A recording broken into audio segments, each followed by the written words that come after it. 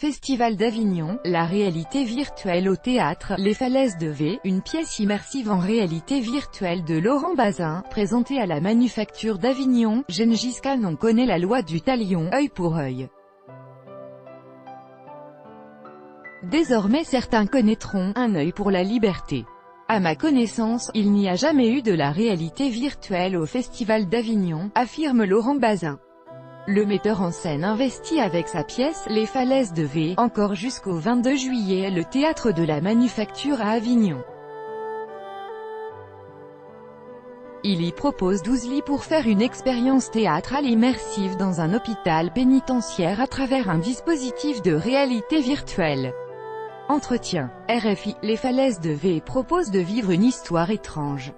Un gouvernement offre aux prisonniers de longue peine de se racheter leur liberté en échange de leurs organes.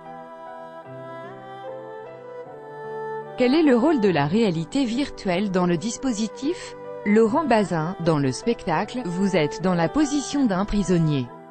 Cette histoire a été vraiment pensée avec la technologie.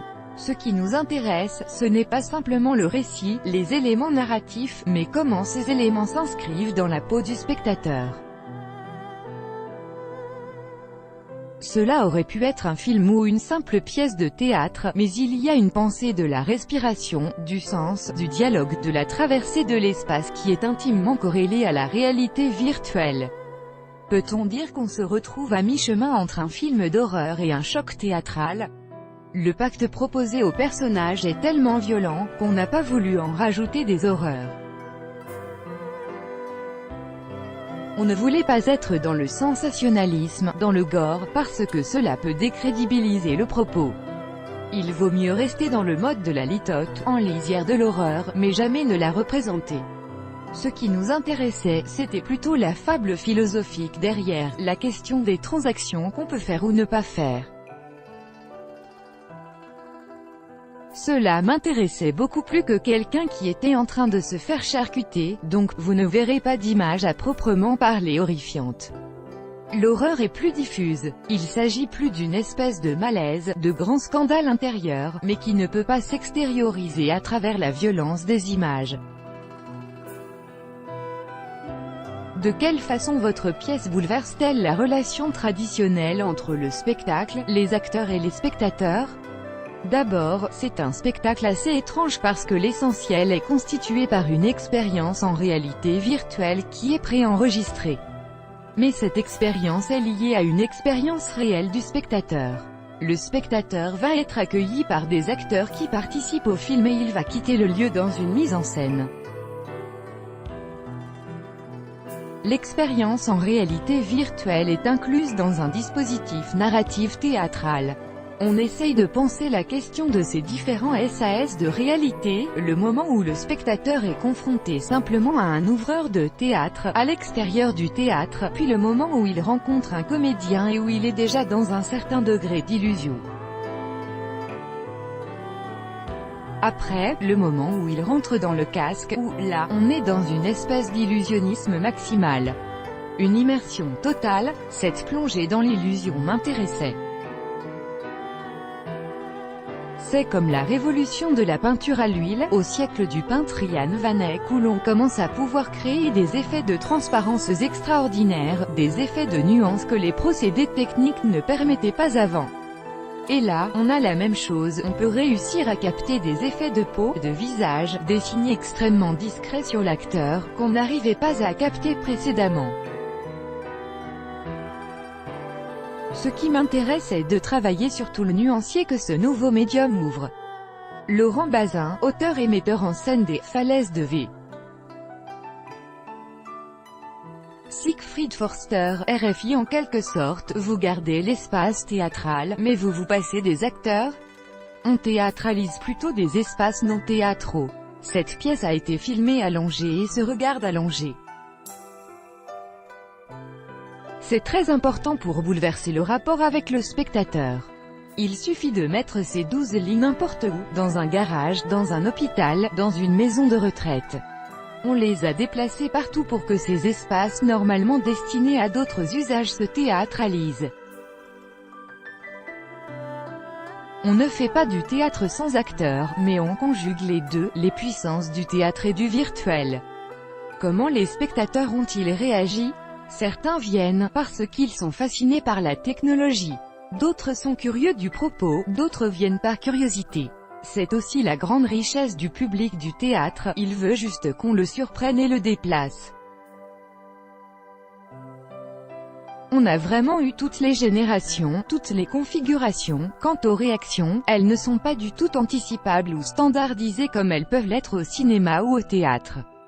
Au théâtre, on peut un peu soupçonner ce qui va faire scandale ou heurter.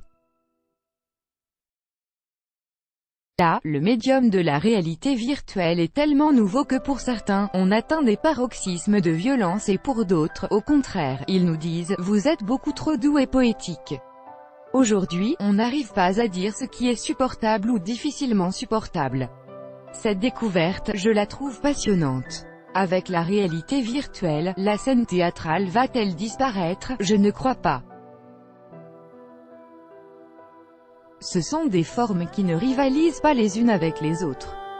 Il y a des moments où l'on vient voir une performance d'acteur, et moi, j'adore, je jubile devant un acteur. La réalité virtuelle ne pourra jamais donner cette chose-là. Je pense qu'il y aura une coexistence.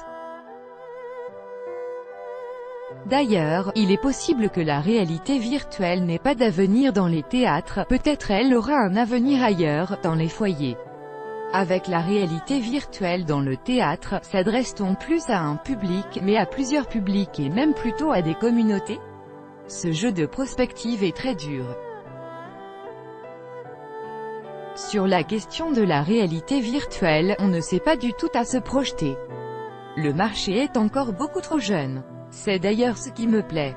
Aujourd'hui, on fait de la création ici et maintenant, sans proposer du tout un modèle qui est généralisable. Les falaises de V sont une façon de produire de la réalité virtuelle, de conjuguer la réalité virtuelle et le théâtre, mais c'est du prototype. Le véritable changement, c'est le passage de cette relation écrite et frontale qu'on a avec le livre ou le tableau à un support totalement immersif qui est forcément trop grand pour l'œil et l'oreille du spectateur. Cette démesure-là caractérise la réalité virtuelle. Les falaises de V, une expérience immersive en réalité virtuelle. Gengis Khan en 2017, le Festival de Cannes 2017 avait pour la première fois programmé un film en réalité virtuelle en sélection officielle. Quelle est la place de la réalité virtuelle au Festival d'Avignon? À ma connaissance, il n'y a jamais eu de la réalité virtuelle au Festival d'Avignon.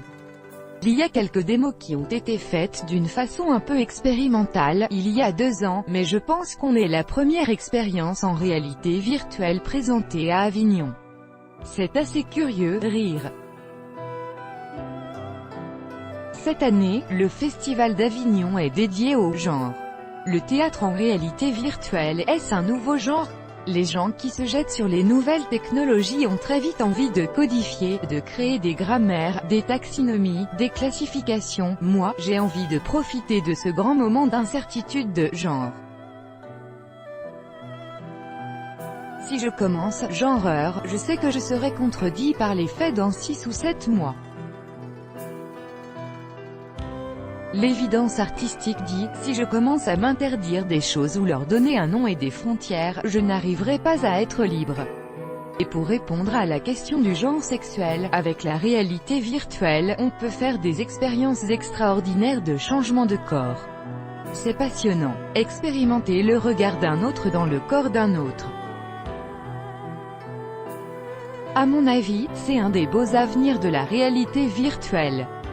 Les falaises de V, pièce en réalité virtuelle écrite et mise en scène par Laurent Bazin, jusqu'au 22 juillet à la Manufacture d'Avignon hors les murs.